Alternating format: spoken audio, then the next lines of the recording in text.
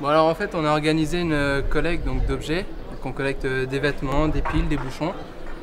Et c'est dans le but de les redonner à diverses associations. Les bouchons, nous les donnons à une association Pâte à Pâte pour financer des chiens pour les handicapés. Les vêtements, on va les donner au secours populaire. Donc les portables, c'est le sitcom qui les récupère pour les recycler. Alors aujourd'hui on a une journée événementielle. Les élèves en fait ont mis en place toute une organisation autour du développement durable. Donc c'est un projet qui s'appelle Vive la Terre qu'on a réalisé avec une classe de première bac pro professionnel commerce dans le cadre d'un cours qui s'appelle un cours de projet. Donc c'est inclus dans leur emploi du temps. Ils ont 2h30 par semaine. C'est un cours en interdisciplinarité en fait. Et là cette année nous on est réunis un enseignant d'enseignement général, donc moi-même en lettres histoire, et un enseignant de vente.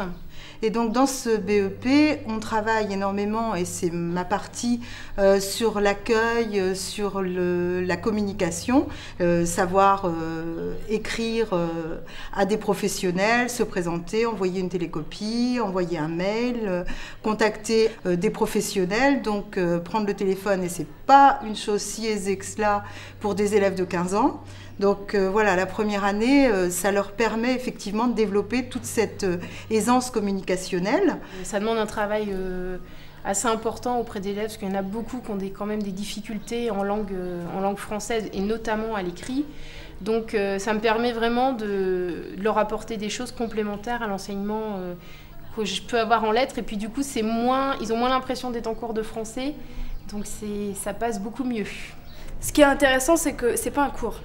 C'est pas un cours, c'est vraiment 2h30 où on est en relation avec nos profs comme si c'était nos collègues.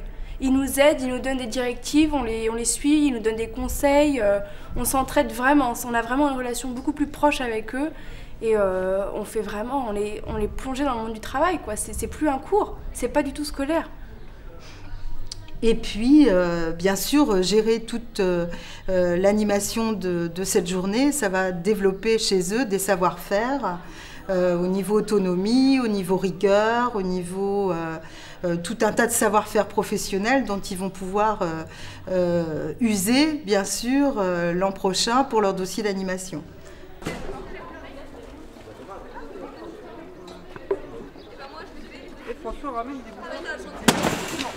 C'est des sacs où on doit recycler, donc ça, au lieu de les jeter par terre, ils les jettent dans les sacs. Donc ça allie le plaisir et l'utilité aussi. Alors, ils ont fait appel à différents partenaires, donc notamment le sitcom d'Argentan, une association Handi-Chiens, qui forme des chiens pour des personnes handicapées.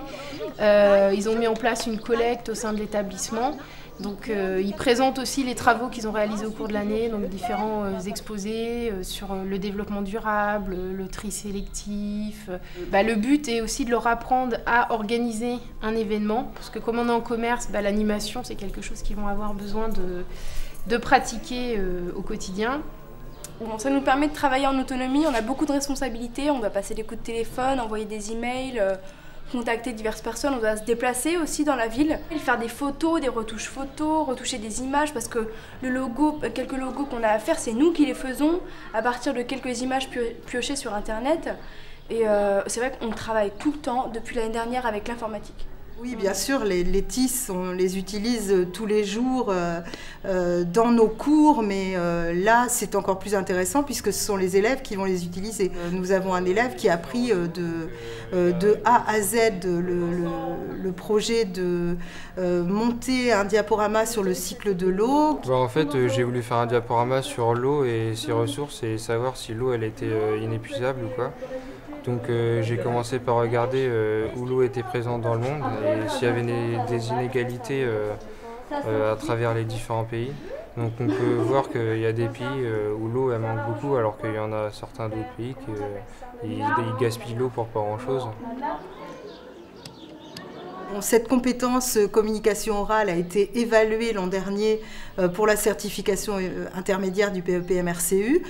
Ça pouvait leur sembler effectivement un peu abstrait à cette époque-là, mais aujourd'hui c'est effectivement la concrétisation de toutes les séquences de cours.